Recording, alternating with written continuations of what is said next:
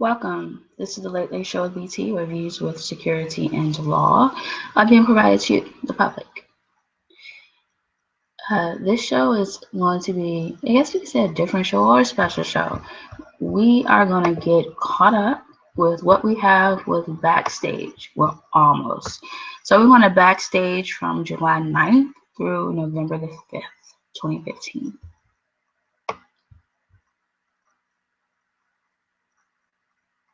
So BT views will only be available by Bamboozler. If and when there are any changes to that, we'll update. But for now, it's Bamboozler only. So I guess you'll hear like a brief pause for the 20 or 25 minutes, the 20 or so minutes. And then it'll be brought back in for the closing.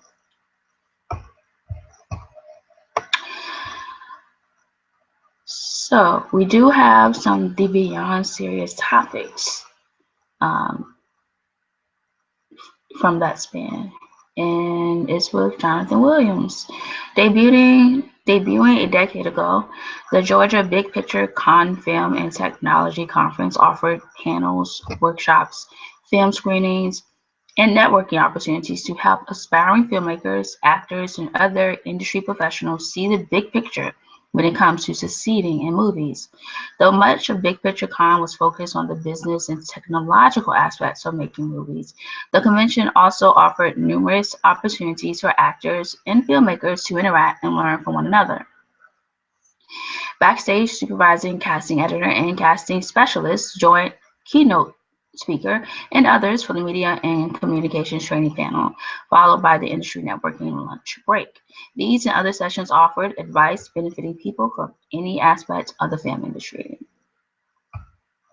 So again, this is Backstage through July 9th through November the 5th, 2015. So still with Jonathan Williams, we are continuing to be on the forefront, providing opportunities for students in film and television. To Backstage, we believe theater is important, but we also want to educate our students on where the jobs are. That has grown to become a bridge between our film students and our performing arts department to collaborate, which ends up elevating the films and gives the performing arts students the opportunity to have a lot of film experience by the time they leave. Though she is naturally biased when it comes to offering advice from the best resources for aspiring actors and filmmakers, was willing to share some of her knowledge with those who are not enrolled as students.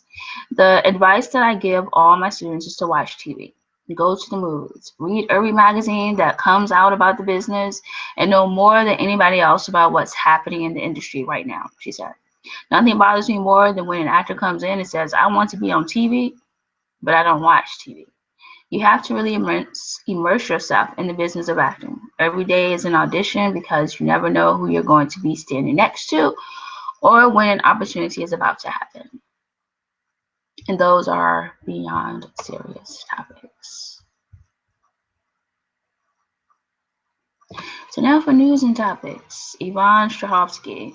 It was wonderful to read all about that and then get to play in a period piece and wear all these fabulous costumes and be surrounded by these amazing sets. It involved changing my voice a little bit, having a different accent and a whole different look. So it was about changing up the physicality and adding the wig. From everything I read about her, she had this sort of joy and brightness in her face and eyes. The first thing that popped into my mind was having a terrible reader. One time it was so bad that I think I just had this shocked look on my face the whole time. I was going, how is this even possible? How is this even okay? So evidently Silver Cup Studios launches a new TV and film production facility in the Bronx.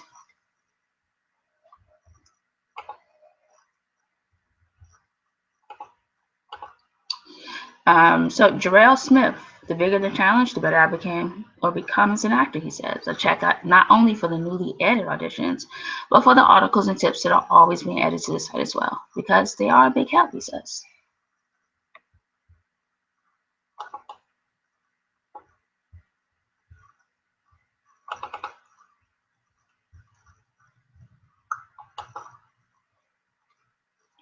Michael Urie, seated on the stage at Lincoln Center, the actor is holding a talkback held a talk back with drama students from his alma mater, Plano Senior High School. His role as director of films, such as He's Way More Famous Than You, and the Stage 17 web series What's Your Emergency, fulfills an early childhood goal from before the theater bug bit.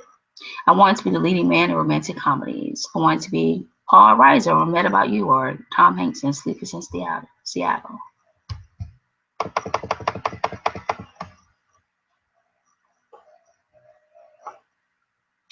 Corey Stoll, if you ever wonder about the difference between acting on the stage and acting for the camera, just remember Corey Stoll's simple advice. When you're in a theater, it's about reaching the back rows.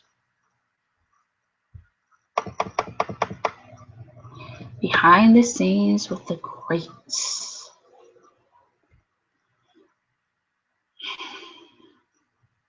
You know, that's something I never I don't know, I never really got into that, going to art school. Maybe because I didn't really research about who the greats are in business or who the greats are in arts.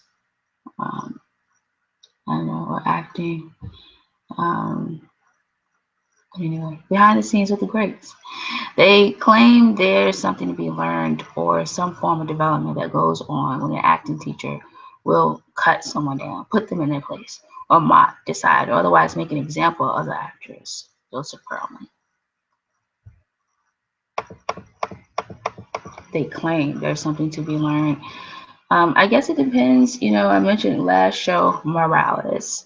Everyone's doing well, but you, Morales, some don't get how to connect to certain students like Morales. And,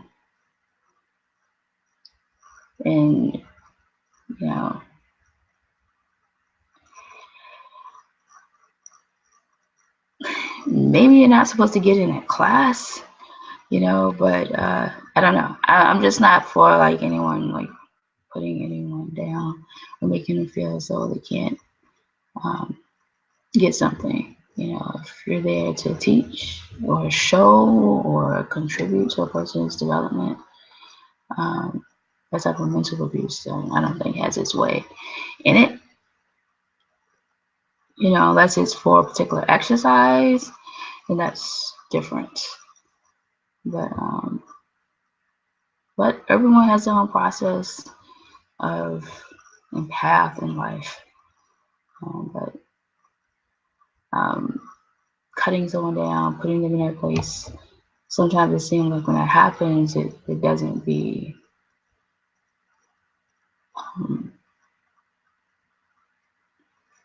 there's no cause, or there's no knowing in it. It comes from someone that doesn't know where they are or something like that. Actually know.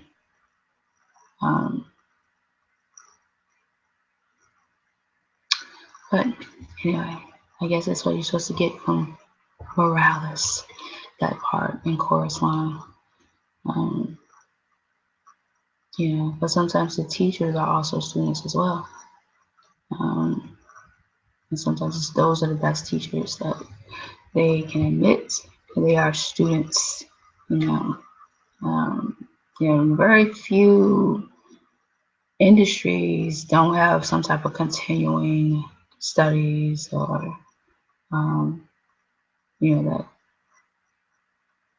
adds to, or that's supposed to add to or keep a person's learning going. So I just prefer the teachers. I prefer the ones that go into teaching to be able to admit that they are students and not the authority or authorities, or that's not, unless they actually are, but I think that's very rare and few and far between. So the big picture. After Michelle LaBelle's go at the 3-part short film series Project Child Initiations, the room filled with what she describes as a stunned silence. I knew as I walked out I had at least booked the room.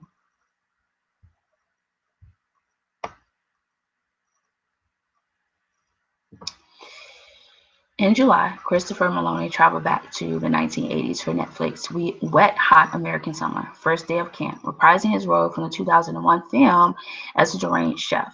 It goes back to your basic training. Break it down, understand the beats and intentions, study it, and then leave it at the door. So Christopher Maloney's basic training, break it down, understand the beats and intentions, study it, and then leave it at the door. Beat the heats. The difference between agents and managers explained.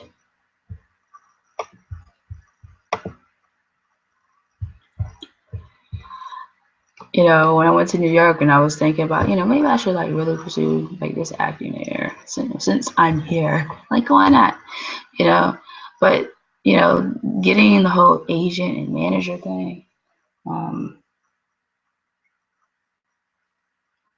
it's not as simple, you know, and it's different. It's different. It's not as simple different than a who you know situation or breaking into the industry situation. You know, it's like, you know, if you really want to be in this, if you really want to be in this industry, public industry, then you really need to think about whether or not an agent and or a manager is going to provide that for you. It's going to really like have you contributing like you're supposed to. And then, you know, then who can be an agent, who can be a manager in a way that, you know, you can have that contribution in it. So it's more complex. It's like first getting the agents and the manager. That's even complex than who you know to get an agent and a manager. So just generally speaking, it's like, you know, that's what I want to, if I really want to contribute to this art form,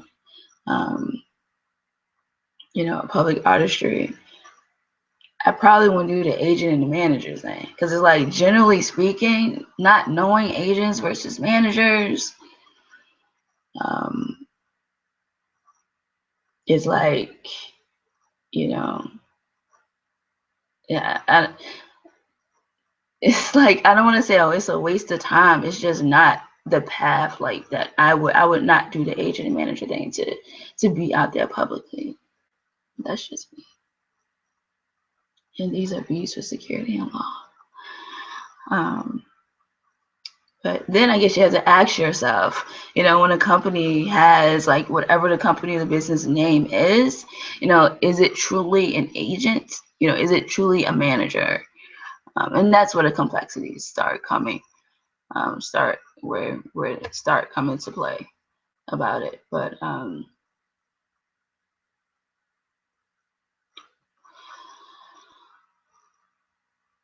Jennifer Beals, I know the hours are very long. It's 16-hour days pretty much every day. But by the end, I was ready for 10 or 13 more. We always talk about what we bring as actors, but there's a time when the character brings things to you and demands of you to expand and enlarge yourself.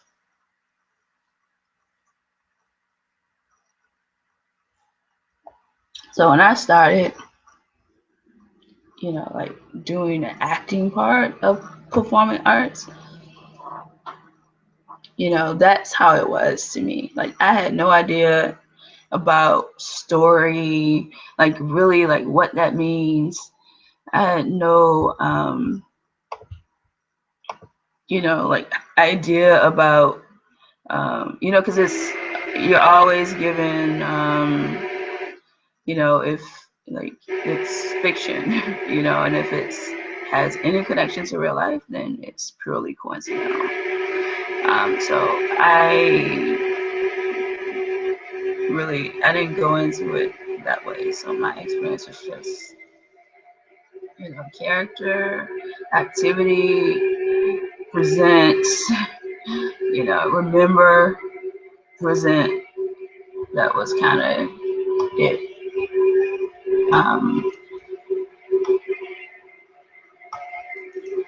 But the story brings a whole nother thing back to what was mentioned about like the reality awards, and if there's gonna be like a reality awards where the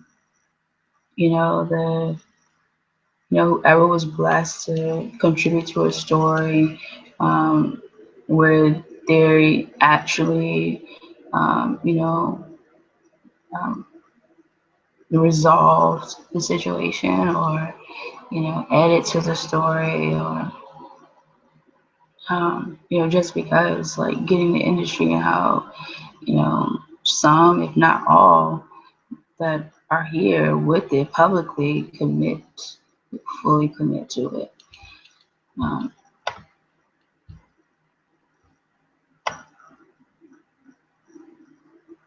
so yeah, I guess you said we always talk about what we bring as actors.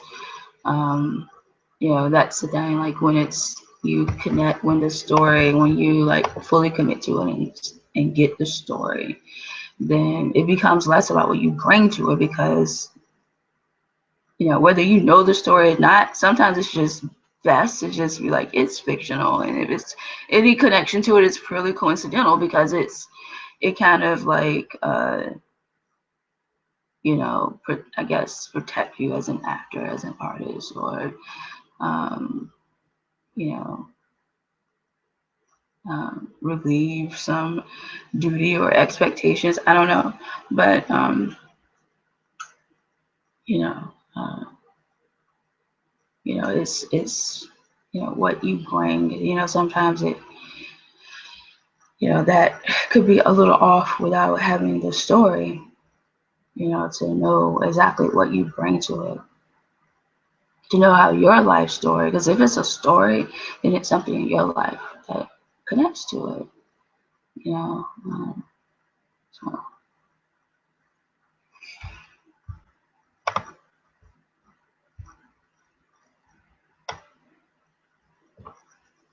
So it seems like there's a lot of stories right now that are here, relating to this whole acting and development. So it would be awesome to have Backstage contribute to that development and to those changes.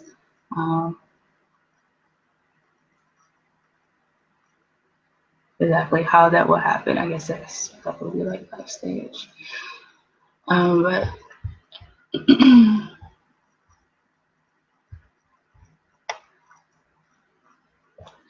so Mark Pickard, and now the latter hits the big screen in an adaptation written and directed. I think she had a few people before me, but they were all into the thriller aspect. I was into the characters and the emotion. I guess that was attractive for her. I think she felt I'd be true to the story and the core of why she was telling the story.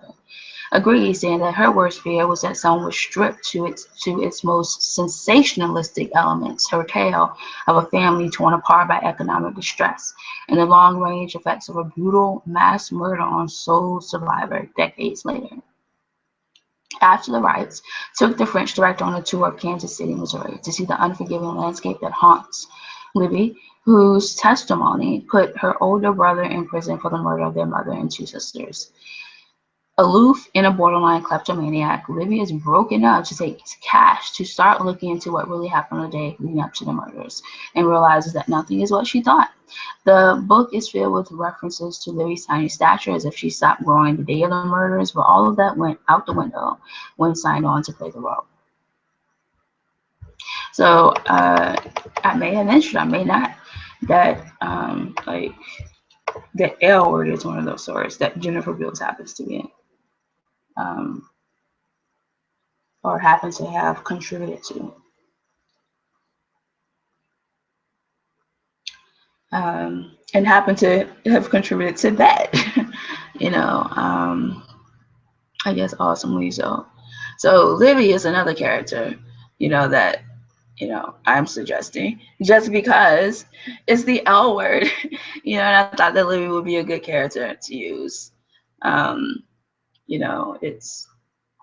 It's already one that I can contribute out, and it doesn't have to be new. It's not something that's newly conceived. It's like, oh, just, living. It's still relative to the L word.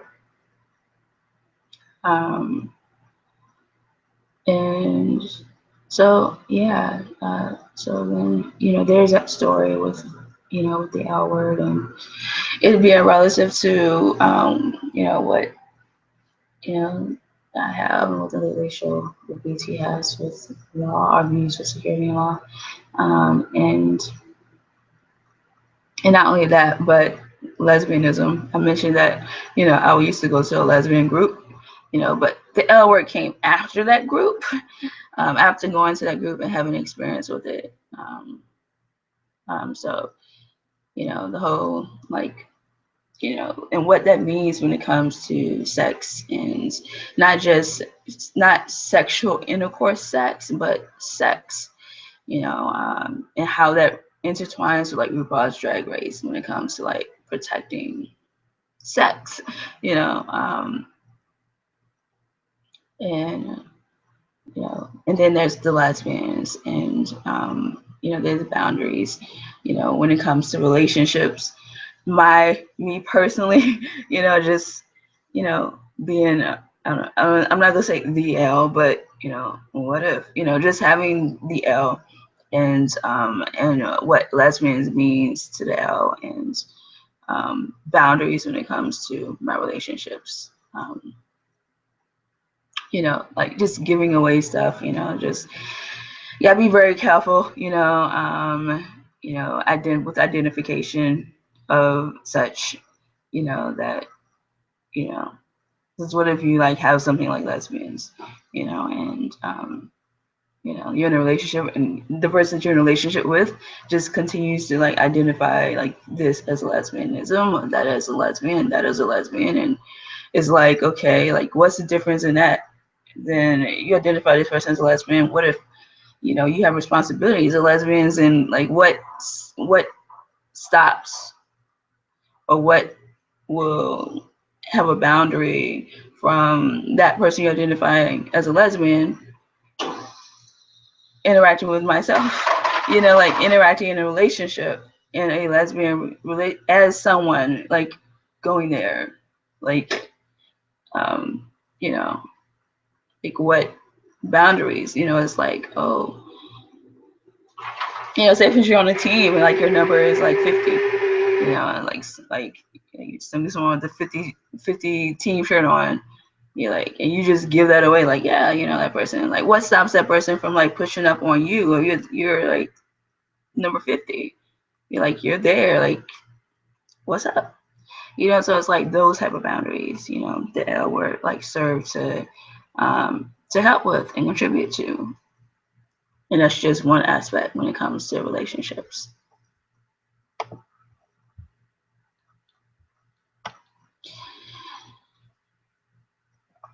So Mark Davis, after the Arizona, Utah, Atlanta, Colorado, Hawaii, Michigan, Portland, Missouri Valley, New Mexico, and Twin Cities local offices didn't send out ballots because their current leadership ran unopposed. The results are in for San Francisco, Chicago, Houston, Austin, Dallas, Fort Worth, Miami, and New Orleans. And the big winner was indifference.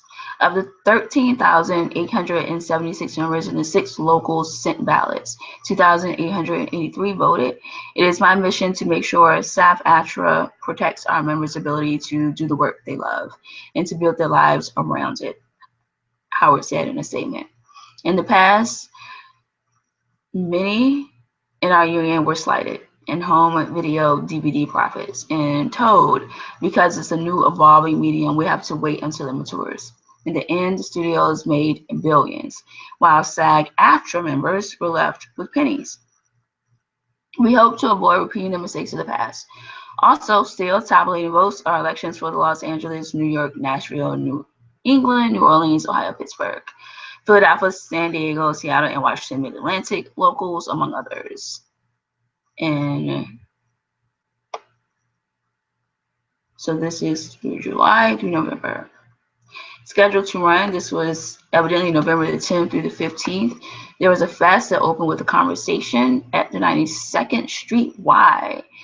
And There's no I in team, but there's a Cho and Psycho at Town Hall. Over the next 5 days, different comedians were performing with additional shows to be that were announced in the fall. Mark Davis. So, were you there? November the 10th through the 15th.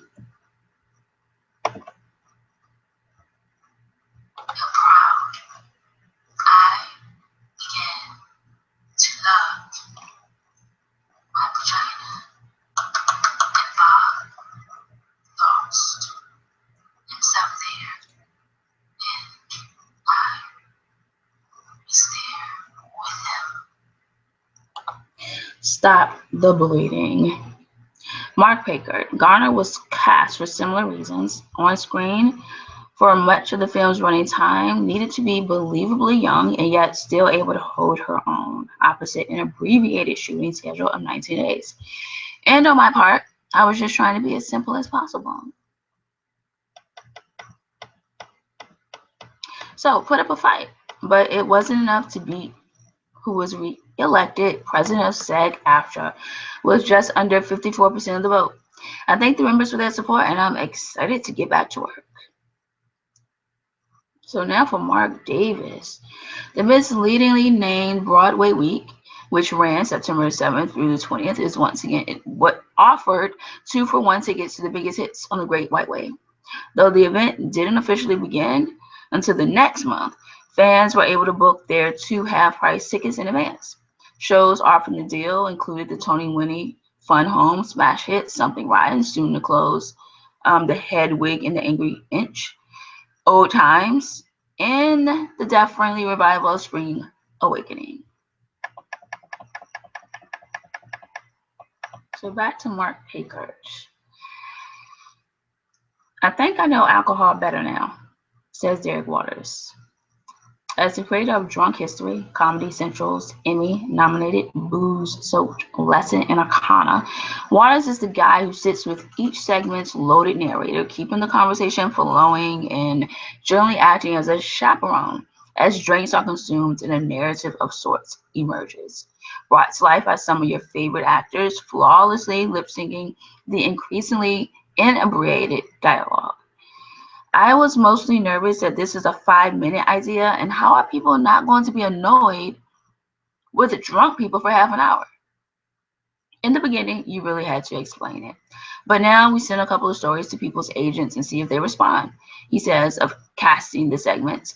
Well, I think would be the best. Maybe about someone that we know a lot about, but the specific story is a part of their life that we've never heard.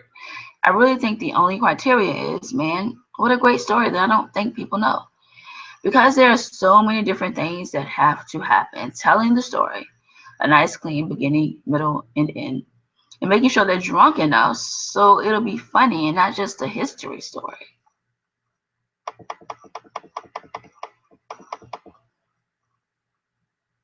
So still, for me, drawing a distinction between comedy and drama is pointless and limiting, says, pointing to an episode in which Lindsay tries to reconnect with her awkward husband. Paul, by accompanying him on his typical Saturday of fermenting beer, recumbent bike riding, and stargazing, the episode both mocks Paul's weirdness while also offering one of the show's more heartbreaking moments, when Lindsay abandons him for her friends. But thematically, the season is about something Paul says his definition of love is putting someone else's needs in front of your own. That's all I care about. I will entertain dumb people too, but it is important to me that the right people like it. Behind the scenes on Mr. Robot.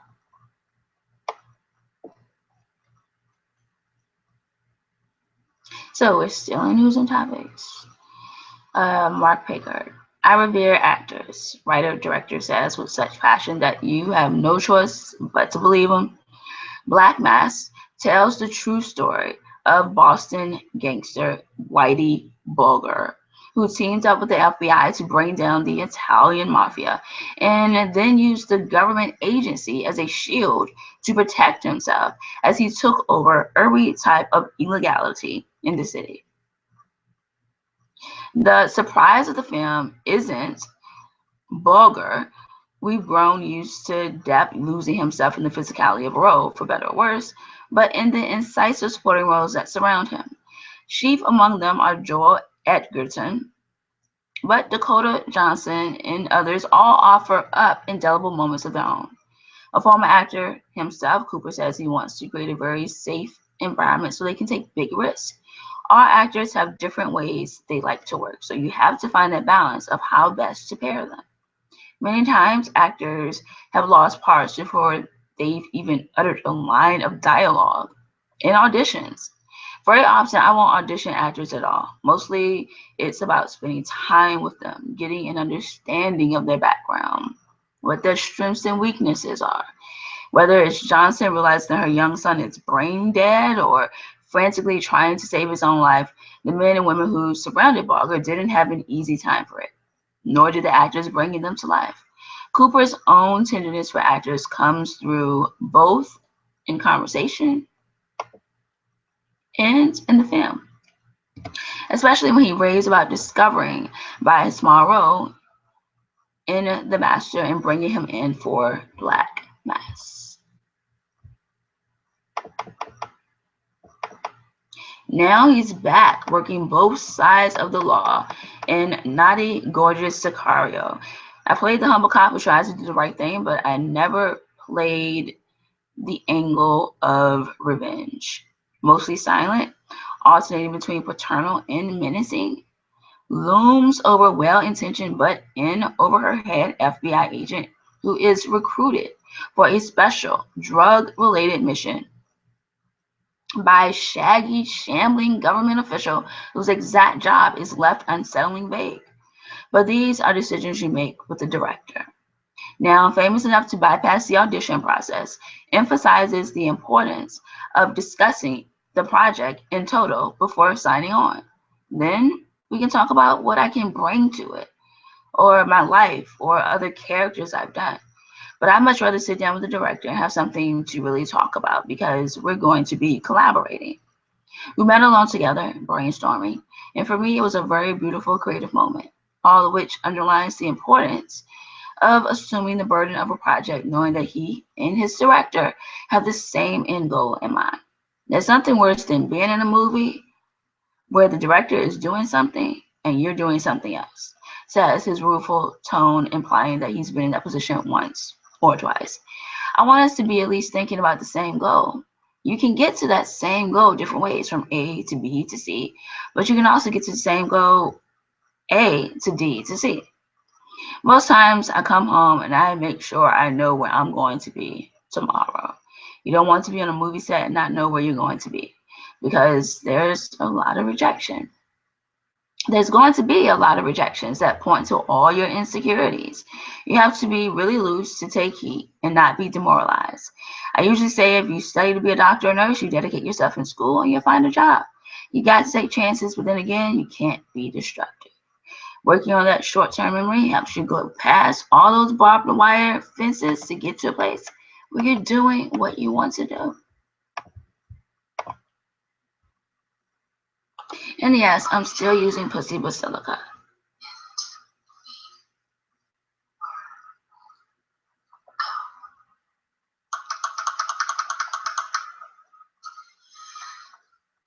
We're gonna get little buttons made that say, I'm your Bob. He's a Bob, I can tell. It's part of that whole university training, you know? Oh my God. It's all about posture and hair. Haven't thought about my hair this much in my entire life. I asked all the women I interviewed the same questions, and then I picked my favorite answers.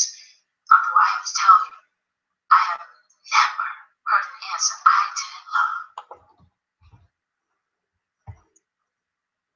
Find the best actors, dancers, singers, models, comedians, and more with Backstage's state-of-the-art casting system.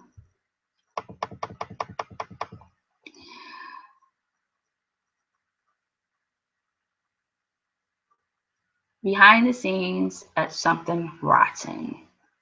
Shine brighter at sea. A force to be reckoned with. RTO's award-nominated CD talks about casting 2015's biggest surprise. 2015. Let us peek behind the scenes of the mysteries of Laura. I think being bigger and louder is something I always shy away from.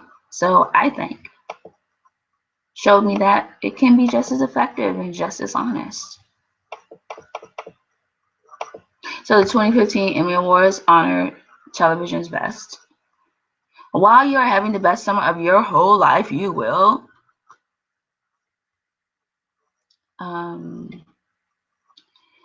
While you're having the best summer of your whole life, you will. I have no idea. Enjoy a lot of air conditioning. No.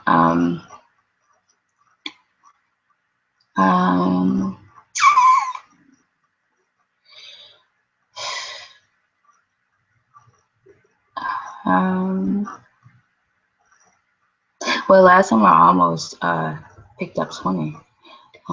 Let's see. Oh, I learned to float last summer, and maybe I will float. Floating. While you're having the best summer of your whole life, you will enjoy floating. All the way to the big screen. So Benjamin Lindsay. But take a close look at the film and its maker, and it's clear that Stonewall is as respectable a passion project as any, and it's glass slipper fit. I said, how can that be? It's so disproportionate, now recalls. Immediately saw parallels between the plights of LGBT youth today and those faced by the youth of 1969. Decided the best way to highlight these issues was to make Stonewall the coming-of-age tale of a small-town boy who's kicked out of his home for being gay. The film's production team quickly deemed it best to recreate the inn in the West Village's cobblestone streets on a set in Montreal, Quebec. Now laughs at his initial plan to film at the actual Stonewall. That's probably the busiest corner in the village.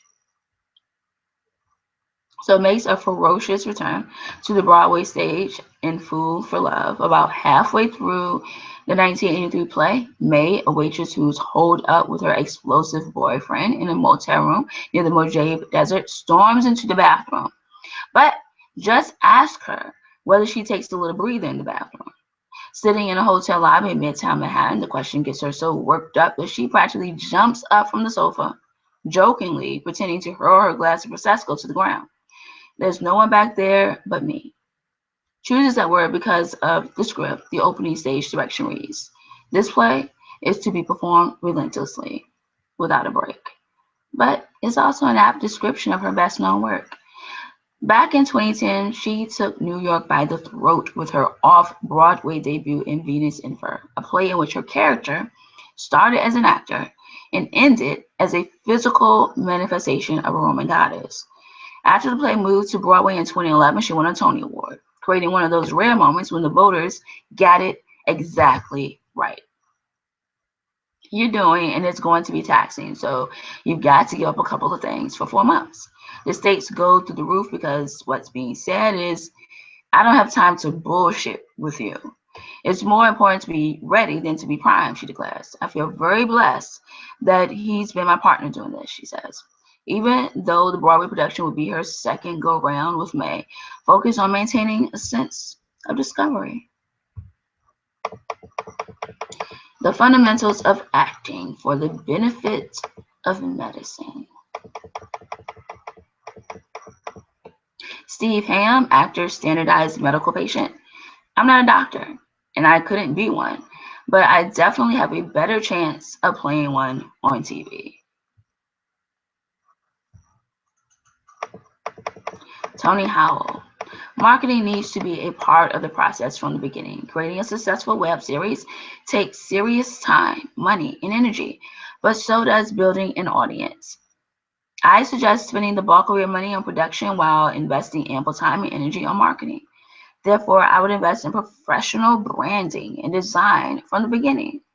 Your crowdfunding campaign, if required, is also a huge opportunity to build excitement and an initial audience.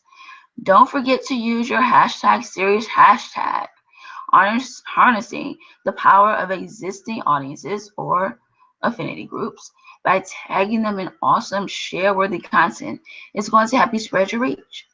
Having media and press coverage is going to be helpful. Behind the scenes at Spring Awakening.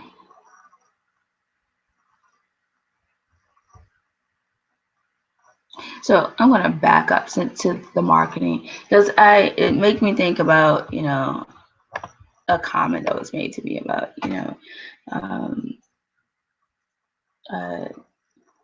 there's like college students, they go to college and they like have problems finding a job, and some don't. It's like you need marketing. You need to like work on your marketing.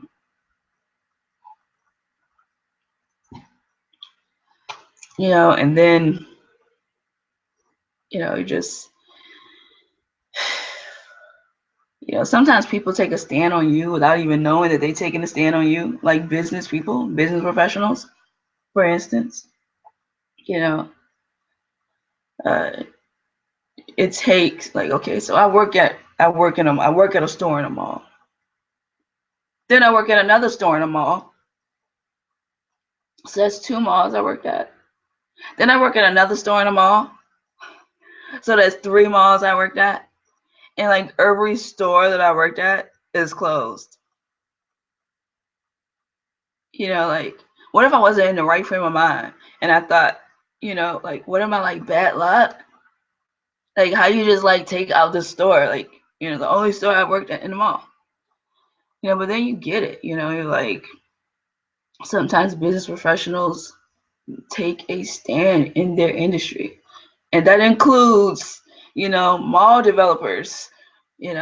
Sometimes you're, like something is just identifying when someone's working at a store in a mall, and they're more like the mall, like that can be like a totally like issue, So sometimes they, like, like you said, I'm glad that I'm not in that frame of mind. I was like, oh my gosh, like, oh my gosh, I'm like the plague. Like every like store that I worked at just happens to close.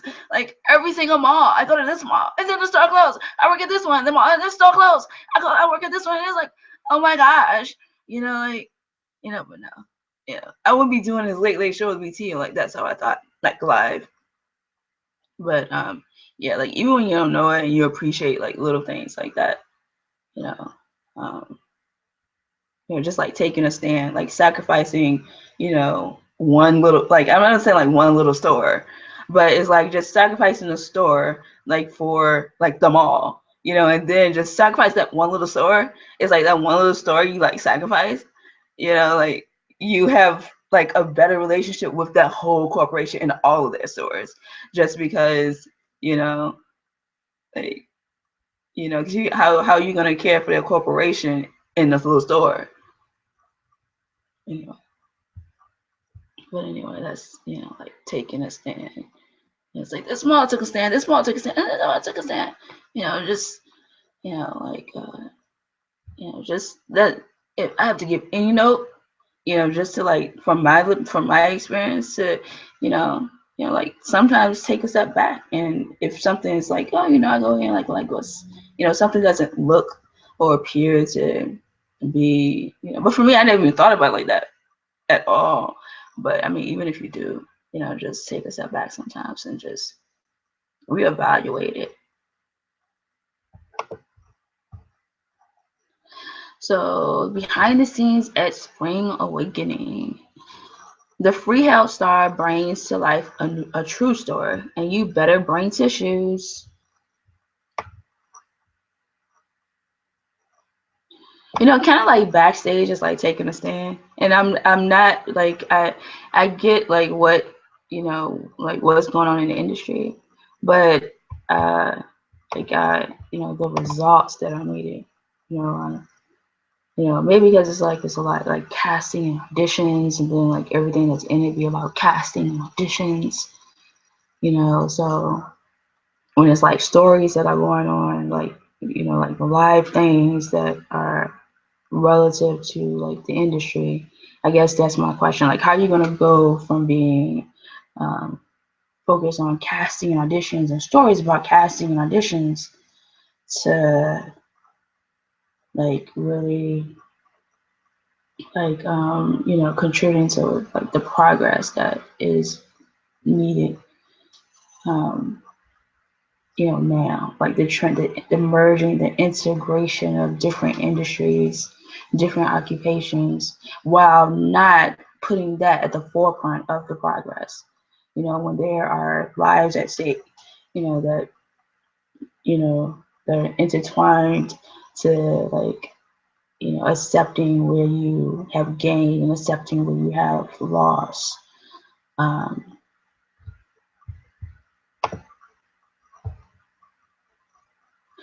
SAG-AFTRA is bringing together labor leaders and entertainment and media industry experts to chart a course for the future while honoring our industry partners with the American Scene Awards. So I guess that's a new award, SAG-AFTRA, American Scene Awards. So, you know, SAG-AFTRA, because I think before it was like there was AFTRA and then a SAG and they combined it. You know, I'm thinking, should that be something that I contribute to? Should I be involved with SAG-AFTRA?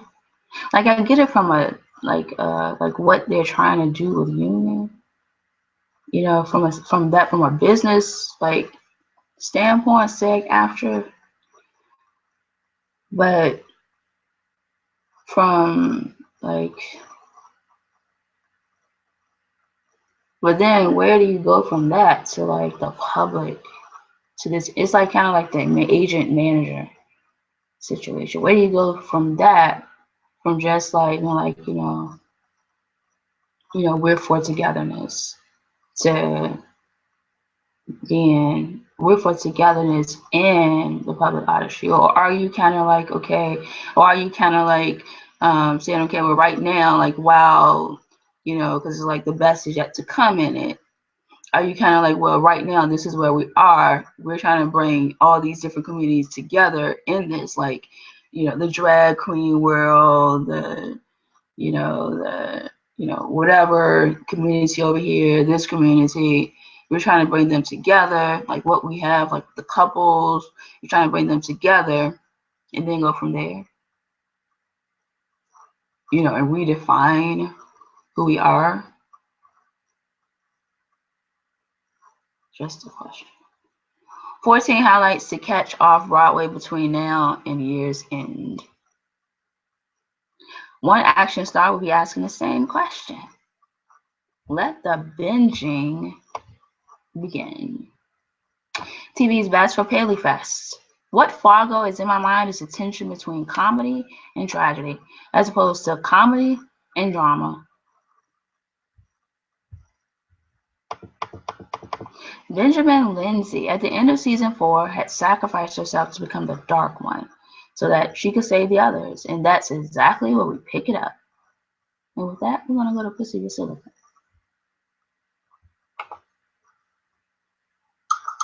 The first question I asked women was, if your vagina got dressed, what would it wear? What would your vagina wear if it got dressed? Oh, I knew that question was going to come. And I said that everybody would probably say that I would have on a Ralph Lauren skirt or a Calvin Klein dress or something like that.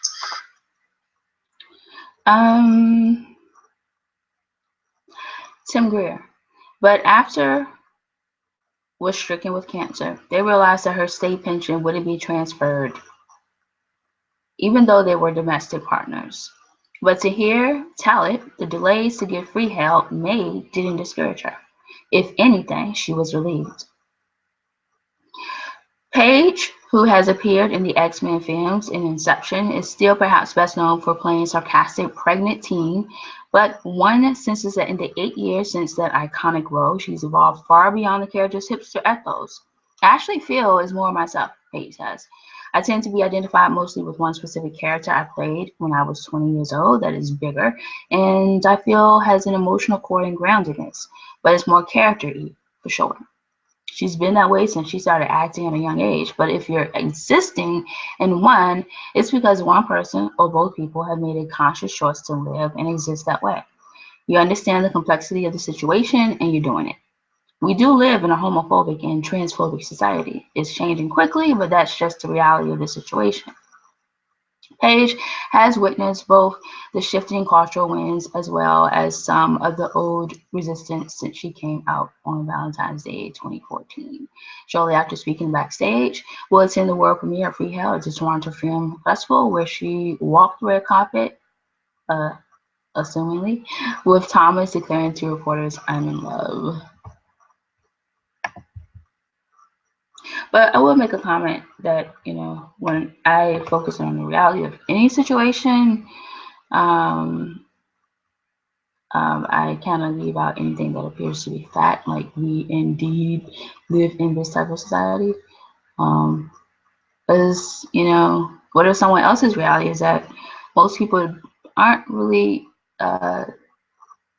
knowledgeable of homosexuality or transsexuality in a specific sense?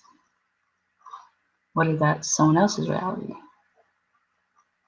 The man who brought the 2000 revival of 42nd Street, another pastiche of classic 1930s Warner Brothers musicals, to Tony-winning life, is now about to find out if lightning can strike twice by bringing a little off-Broadway musical that could do the Great White Way.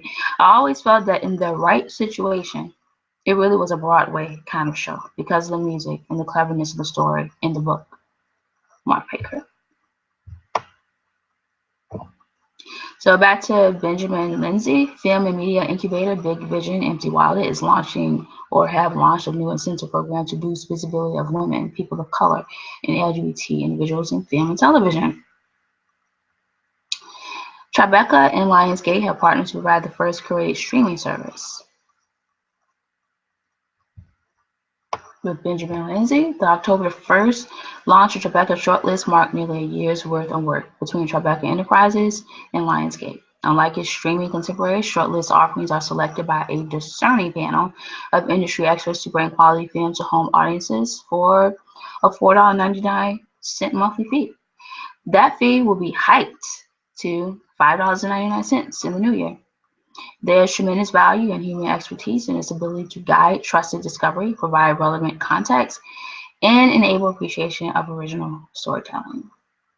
Explained to Backstage. Critically lauded titles such as City of God and Amelie made the cut, as did Chasing Amy, The Producers, and Crash by most counts. There seems to be something for everyone. It's not lost on Brennan Kapsky, however, that there may very well be crossover between his own Tribeca shortlist and other streaming juggernauts like Amazon and Netflix. It all goes back to play and how willing you are to go with it and not have your ego start building a wall of protection around you. Like, why would you want to use your ego in like a conceited sense? The Gospel According to Bruce. Mark Baker. When Satisfaction premiered on USA last summer, it was a sexy series about midlife crisis, second chances, and how many secrets one marriage could sweep under a rug before they filled the room. Among those secrets, wife and mother was seeing a male escort. Her husband caught them but kept quiet. Eventually became a male escort himself, and both of them questioned the reasons keeping them married. In the first season, there was so much that was hidden, and here in the first episode, all the secrets come out so dynamic. So the dynamic and the energy really changes, says between takes of a scene. Everything fear has happened, so they become completely fearless, he says. Mel Esco was revealed in the finale to be part of a wealthy family, something that was also a revelation to his betrayer. Show was already in the area, thanks to his role on Lifetime's Devious Maze, and he also happens to be married, who plays the elusive Adriana. who first enjoys and then hires, is likely to be found tattooing a young woman she is befriending under false pretenses. There's this dark cloud over that. Like, we shouldn't strive to be happy. We should strive for other things. But we all have that, and it's like grass through cracks in the sidewalk. Is going to find a way to get out somehow.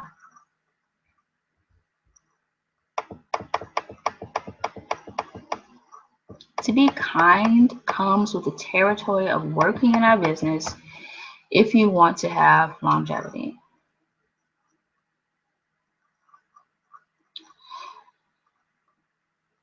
With Benjamin Lindsay.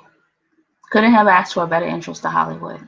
A self-proclaimed American history buff was reading An Unfinished Life, Robert Dalik's 2003 biography of John F. Kennedy, when the seeds of Bridge of Spies were first planted. The book was talking about Cuba in the aftermath of the Bay of Pigs.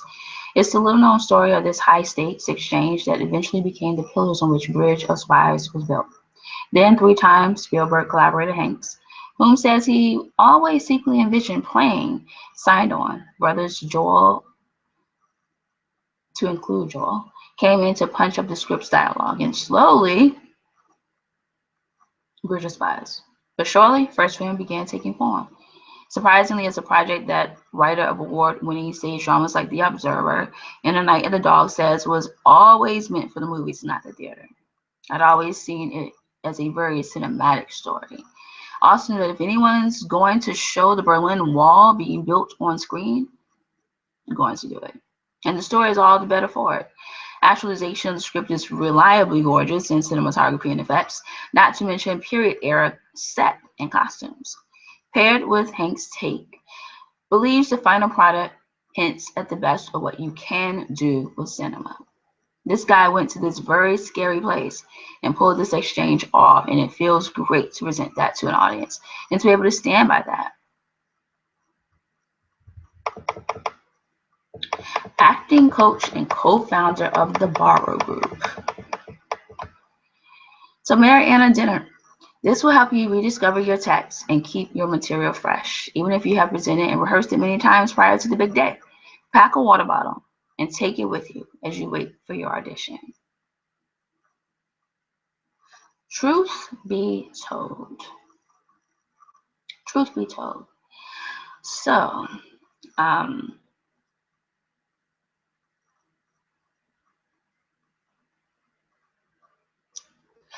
was thinking, back to the agents and the managers, the agencies. Since we're on Truth Be Told, I have a question. How, a question's been posed here. Is it right for a company to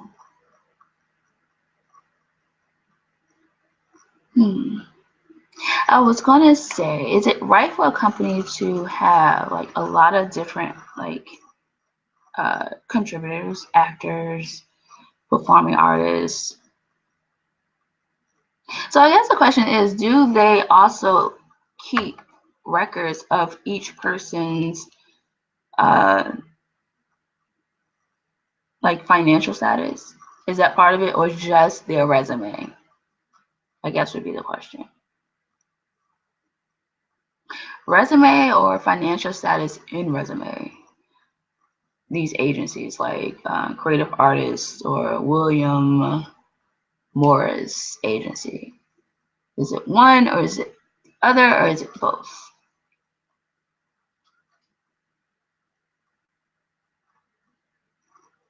And would you, the public, prefer a agency that if they did keep your resume and your financial, would you prefer an agency whose financial could cover their financial. So if you have one artist or you have two artists and their financial, one is 100,000, the other is, probably like 100,000 a year, the other is 200,000 a year. Would that necessitate or require the agency to have a financial of at least, 300,000 or 300,000 plus to have those two artists? Or is it okay to have a $50,000 budget while you have two artists that one has 100,000 and the other has 200,000, even after expenses? Because with expenses, like before expenses, you probably have like 300,000. After expenses, you have 50,000. Is that sufficient to cover or to have those two artists? Truth be told, the Room star took big risks for her latest project, and they're paying off.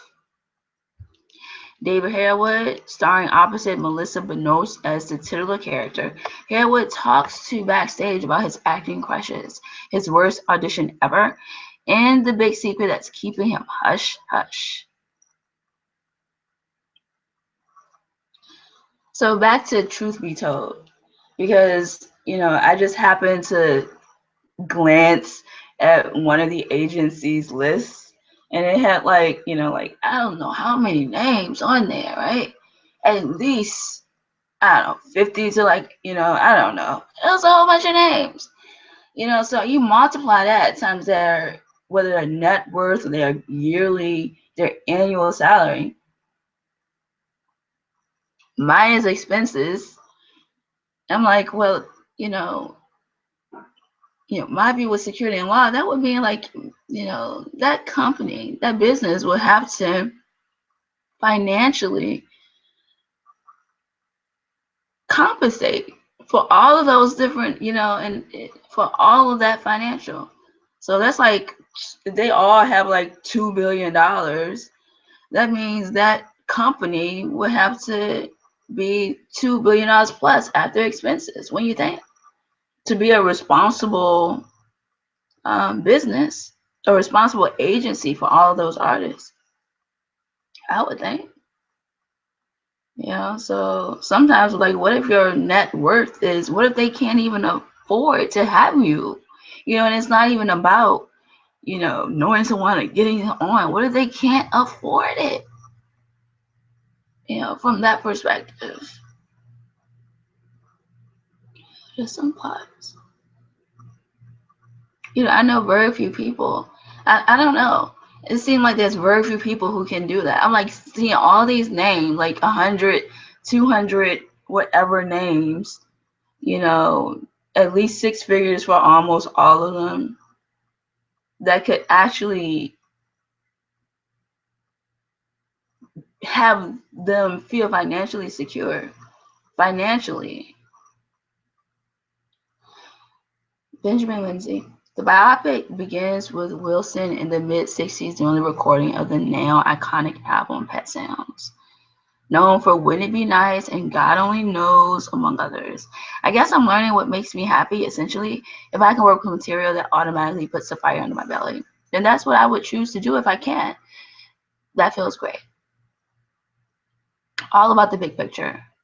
So I guess what another point is that I guess if I were to focus on anything with, an agency, I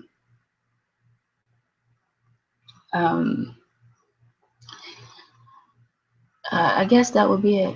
I guess it wouldn't be the individual artist. Like, I wouldn't be interested necessarily in the individual artist not because I don't like you, not because I don't care about, your work, but because you have these businesses that have really put time and energy to be an agency to you, and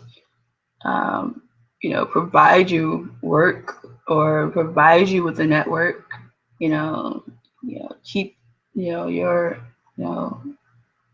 keep yourself, keeping you together in terms of financial.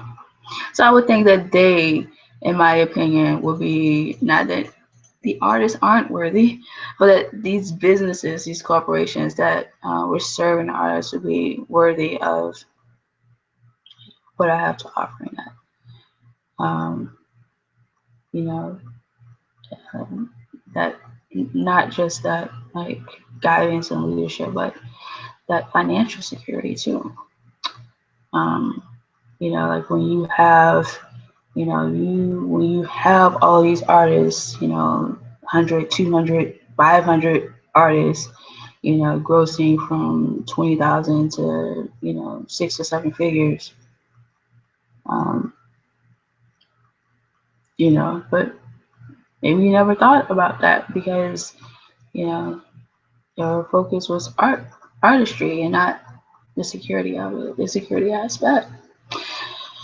So, since there's only like 4 and 5, that just makes it even like more simpler, I guess, as opposed to like 10,000 artists, but all the artists coming together. And but first things first, my free bitch, and then we can go there.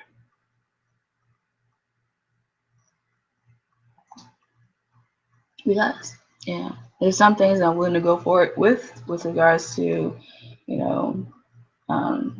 professionalism and business, and then there's some things that are together, and that the agencies is one thing that kind of is a together thing, but that would be it. Would be the agencies that, because you have put so much time and work into putting people out there to contribute to the stories that we do have, then it would be you that could contact you. And yes, I did settle on a law firm, but I haven't contacted them yet. But so we'll see. But that would be what it would be. The agencies, and to me, that what stands out to me is just that financial aspect.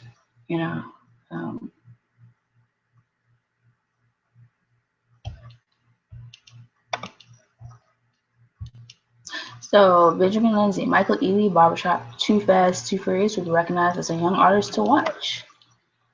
Mark Paker, one of those actors was Hawk, who long teased Blum for focusing on scary movies, but as Blum points out, what drew Hawk to Sinister wasn't the chance to scare people, but the very real drama of a man choosing career over family at the film's core.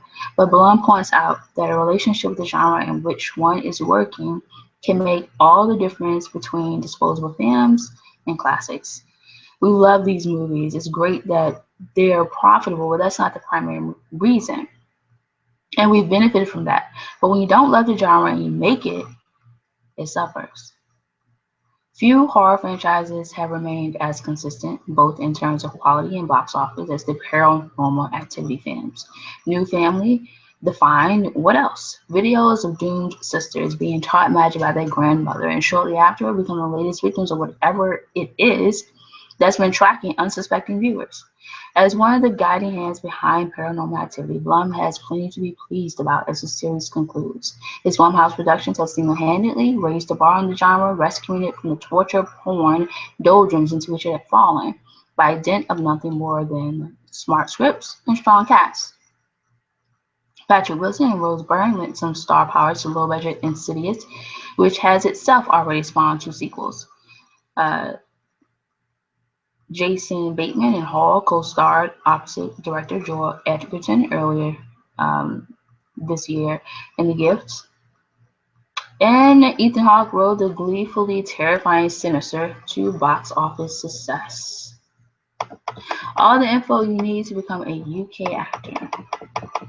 So Robert Spots, UK immigration lawyer, you've got to build your case and not assume they'll make a leap of faith and let you into the country.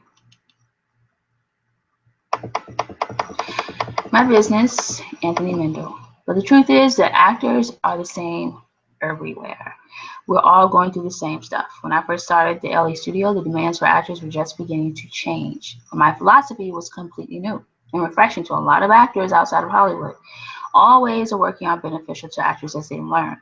But my philosophy is that we aren't taught how to let go of our training. So acting becomes by the book, controlled and perfectly executed. One of our London actors, Charlie Bewley, recently booked the lead in the new Luc Besson movie. We use social media, Facebook, Instagram, and Twitter to build a worldwide community of AMAW or AMAW actors where students can share ideas, talk about their projects and what they're working on as actors, and inspire each other. We're getting students short films, web series, and video content out to a larger audience and creating a platform for their work to be seen.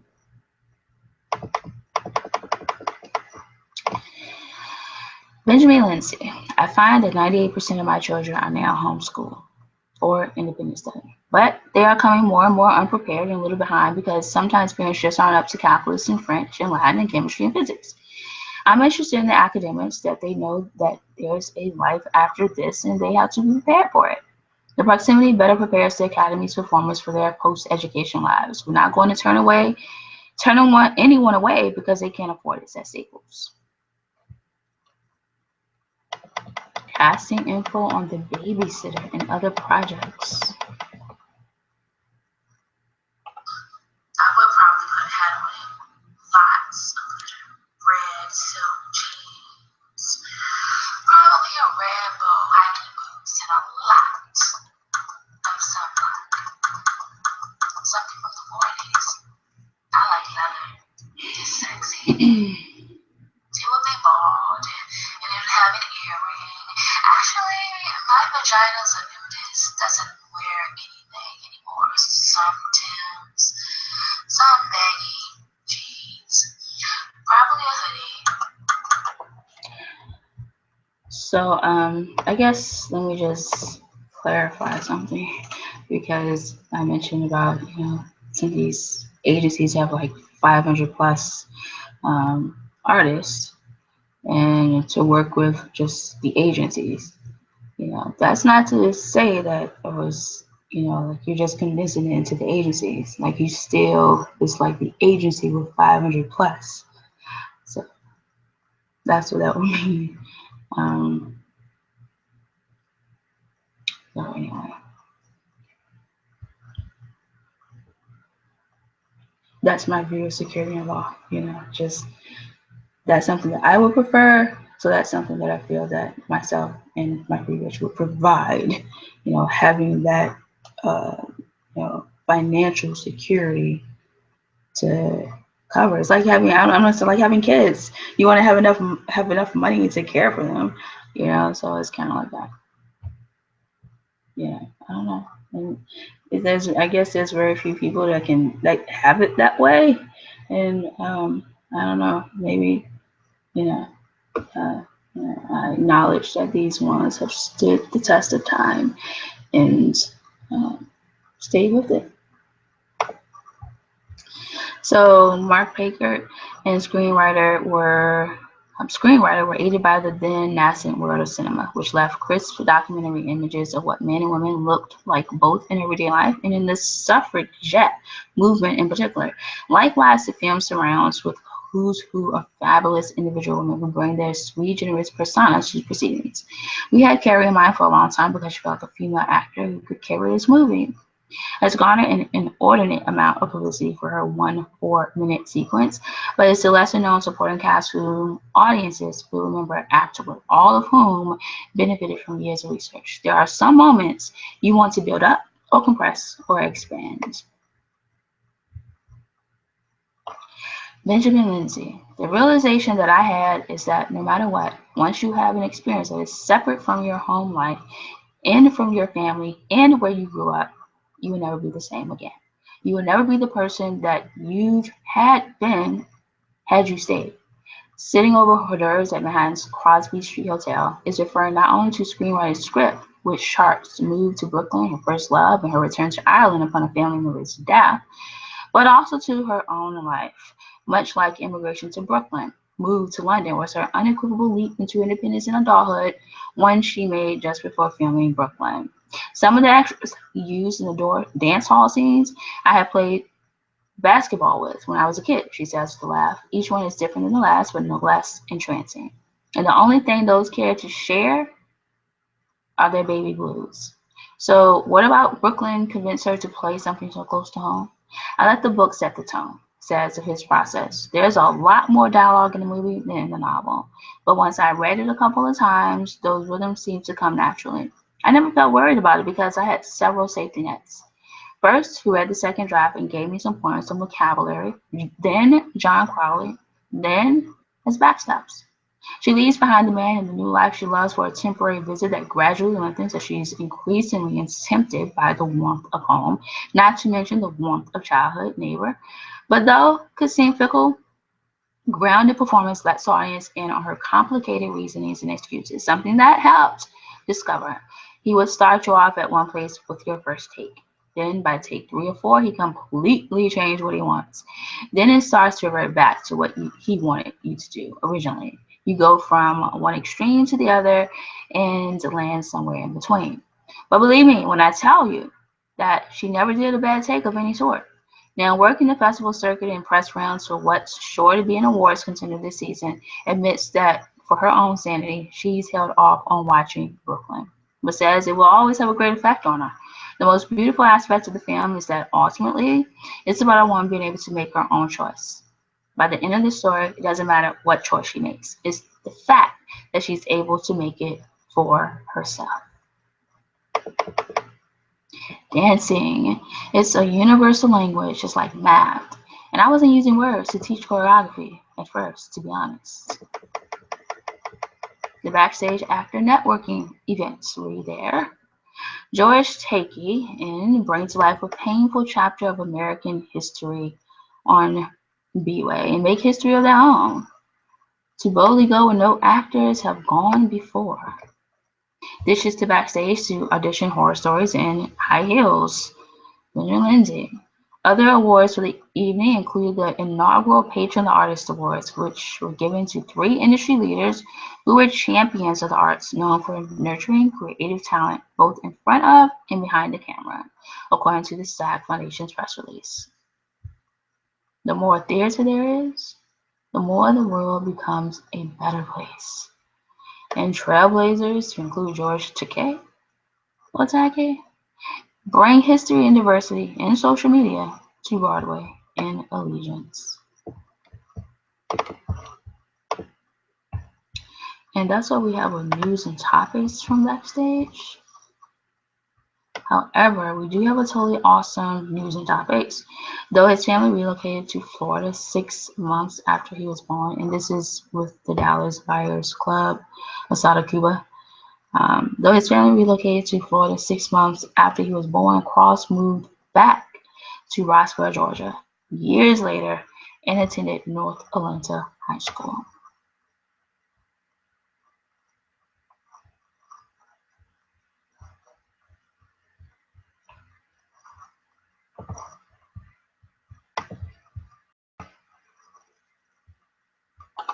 Like a little old-fashioned dress, spotted leather pants, and a black knit skirt. Oh, Daddy would love that. I know Eddie would love it. I've been traveling for several years all around the world, and I've been threatening to create a map of all the vagina-friendly cities 5 years into dating. Not one map. 1 hour in HBO. Presto. A vagina-friendly map.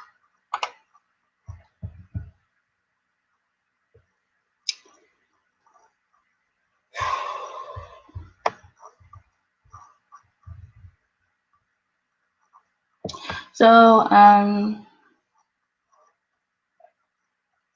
since I did backstage today, I was like, well, if I had time, what would I do? What would be appropriate doing backstage?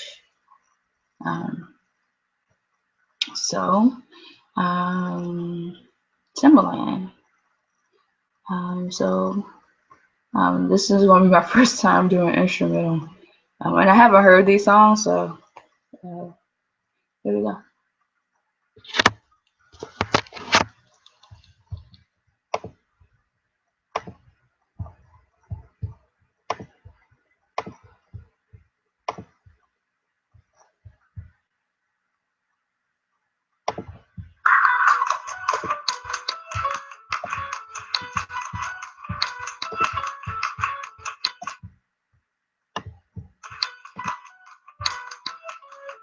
Ain't got no feeling. I'm gonna let these know. You know, I was like so feeling in the studio a little while ago. So this is Old Timberland. Yeah, so I was thinking like, well, what could I do that's like, you know, kind of me, but it isn't, you know, because it's like not like you're, you know, auditioning or, you know, something that, you know, I'm not contributing to somebody else's. Like, what is out there that's kind of like, you know, me. So I couldn't find the roots. I was gonna, you know, do the roots. So, but then it's like, oh, Timberland. You know, so we'll see.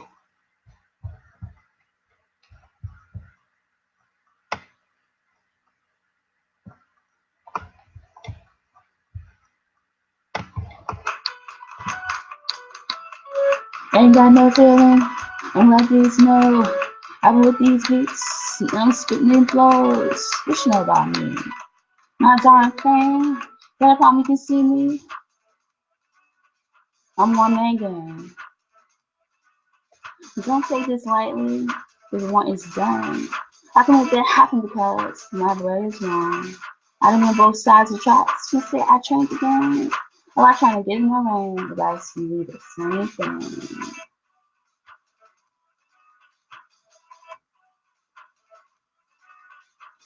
Oh, Timberland, where you gonna run to? Oh, Timberland, where you gonna run to? Oh, Timberland, where you gonna run to? Oh, Timberland, where you gonna run to? Oh, Timberland, where you gonna run to? Oh, Timberland, where you gonna run to? I ain't going nowhere, dog. I'll be right here in your face. You can do it like me, dog. You keep coming got no face. Don't talk bad about me. You just might make me mad. And I just might see you somewhere and break your in half. It's nothing but Timberland. And then you strip. Now I'm in a whole nother zone. You can like me, do me. You can do you. Or get popped in your door. Put love on the verse of the block. So recognize the game. Timberland ain't gonna run nowhere. Timberland got private planes. Oh, Timberland, where you gonna run to? Oh, Timberland, where you gonna run to? Oh, Timberland, where you gonna run to? Oh, Timberland, where you gonna run to? Nowhere, nowhere, nowhere, nowhere. I've been around some time long ago. I've seen the light. Don't act like you ain't seen it before. I'm listening, dog. He said, shh. You can keep on wishing, you know, make a hit. Yeah, I got money. Take it all from me. I'm gonna be the same. You can get a few whips. You can get a few chips. You're still gonna be a lame. We ain't the same. I want some ups. I'm gonna say this plain and simple. Take this punishment. I'm gonna take you all on a trip. I'm gonna take you all on a ride. And one day I'm gonna dip. Won't be hard to find. Nowhere, nowhere. Oh, Timberland. Oh, Timberland. Oh, Timberland. Oh, Timberland. Where you gonna run to?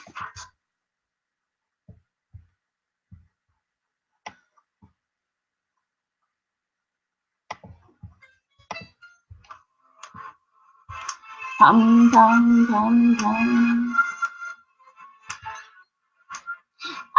Oh, yeah.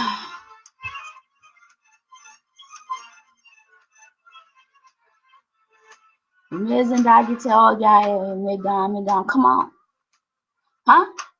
Narokubi, me down. Yeah. Bring it back. Y'all didn't want to do it? Narokubi. Bring it back.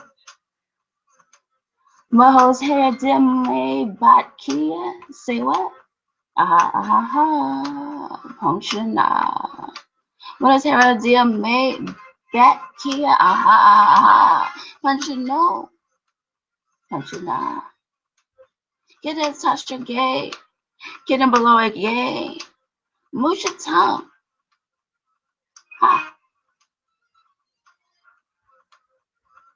Sing it to me. Hey, I shoot you like each John said. I humiliate, Zasamile, Bojo Echo, J. Hey, hey, hey, give it to me, hey. Put it up, hey. Ooh, I like that, huh?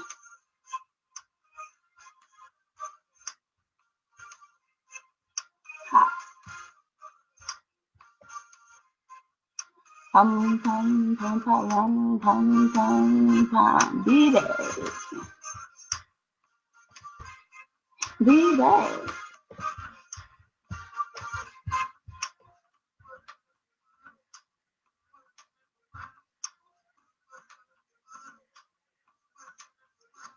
Aja to Aja Mir, Samani to Aja Jana. Ha! Who is Hera DMA by Kia? Uh-huh. Put it up, yo. Give it to me, hey. Break it down now. I like that, huh? I like that. Huh? Be there. Be there.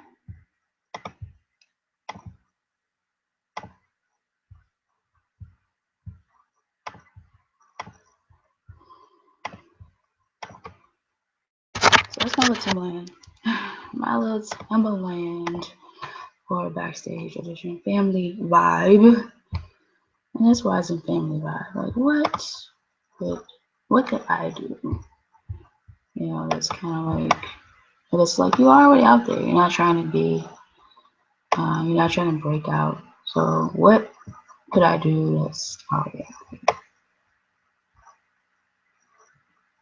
And we're out of network spotlight.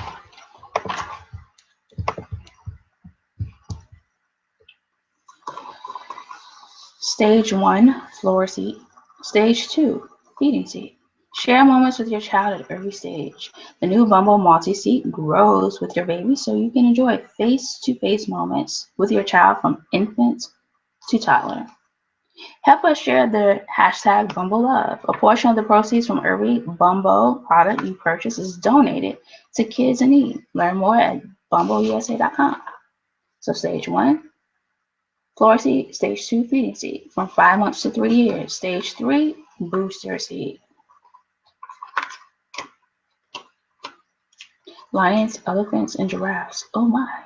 Bumble's new BPA-free toy line is designed for soothing, teething, enhancing motor skills, and enhancing your child. So they have suction cup toys that attach to any smooth surface, Playtop Safari suction activity trays, Stages Safari, which has an adjustable height play sensor, Outofnetwork Spotlight, Stage 1 floor seat, Stage 2 feeding seat, Stage 3 booster seat, the Outofnetwork Spotlight, Bumble.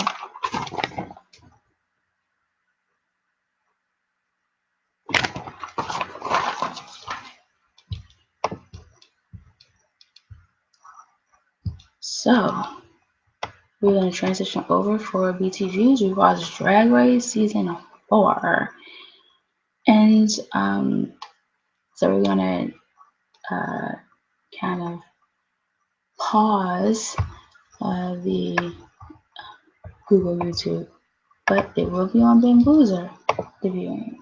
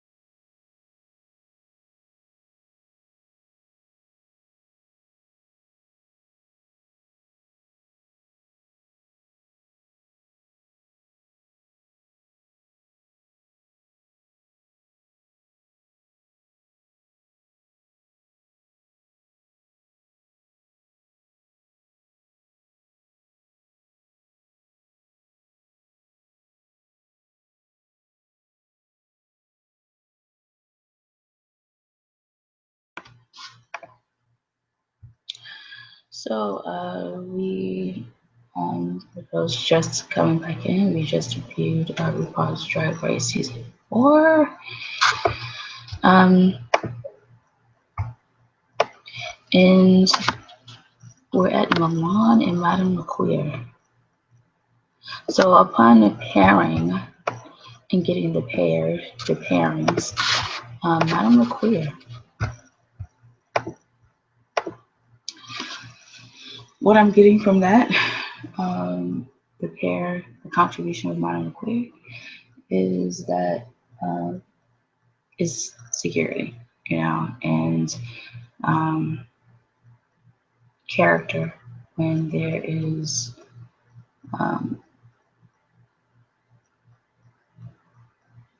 when you have to accept gain, when you have to know when to lose, when to gain, and how to lose, and how to gain, in those boundaries. Sometimes someone can have like a whole pot full, but they still take out a few, those type of boundaries. It's like, oh, I could do this. Like the worst case scenario is this, but we like to save who we can, and that's what I get from the pairing and the contribution of Madame LaQueer.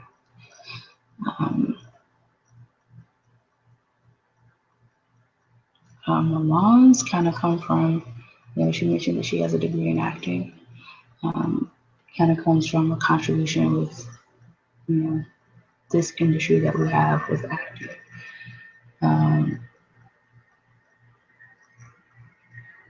And kind of back to like, I was like almost 100% in this one, until Courtney Act showed up, and and it kind of like, not only was it that situation, but it also brought about resolving the conflicts when it comes to like this one and that one, the only one, and Milan just kind of, that pairing with Milan just kind of adds to it. Adds to that as well. And I think it was like Shangela versus, I think Shangela showed up first. And I think her full name is Shangela LaQueer W, and then she dropped it to just Shangela. And then there's like another person in season 1. And, had to make that distinction too between it's like,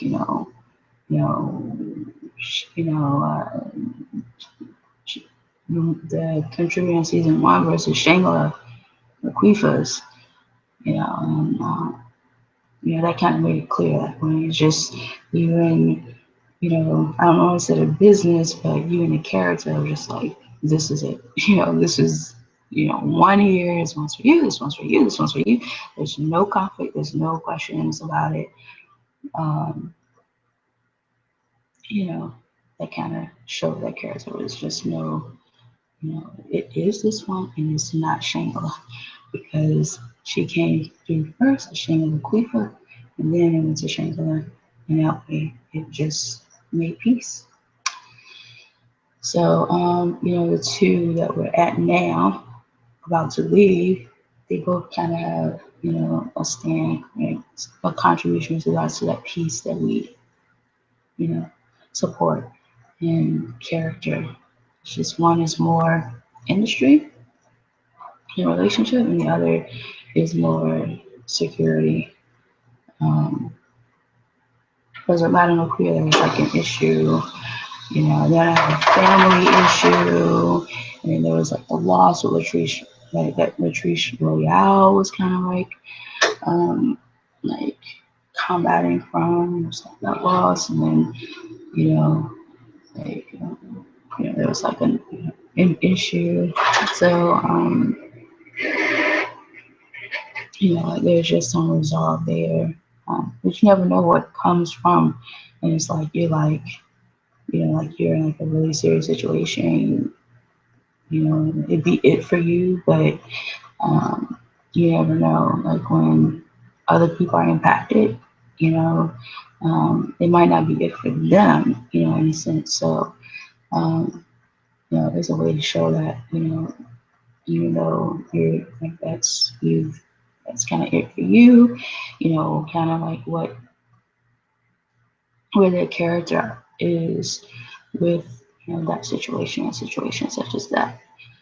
Um, you know, even when they're not perfectly, you know, perfectly industry representations, you know. And that's kind of how it was. It wasn't a perfect representation of the, you know, with regards to the industry, but there was a relevancy to security. Um, and so it was just like one of those things, like even in the midst of that, even in the midst of not being perfect, even in the midst of, you know, like I don't want to say being borderline illegality, you know, in the guise of like legal corp, you know, but even in the midst of just, you know, those type of challenges professionally and business when it comes to security, it's still like this is kind of, you know, we get this, you know. Um, so that's all I'm gonna say about that. Um, When we come back next show, we're gonna have do some more backstage, and we'll see what's going on with Milan and Madam Queer. And I guess you can always vibe about, you know, more about the agency and that agency contribution to agencies. You know, if there's an interest for that. You know, where there's an interest from. And you know, will only be those because that will make sense to me in terms of like their hard work and their, um, you know, commitment. So this has been a late night show with you. Bye.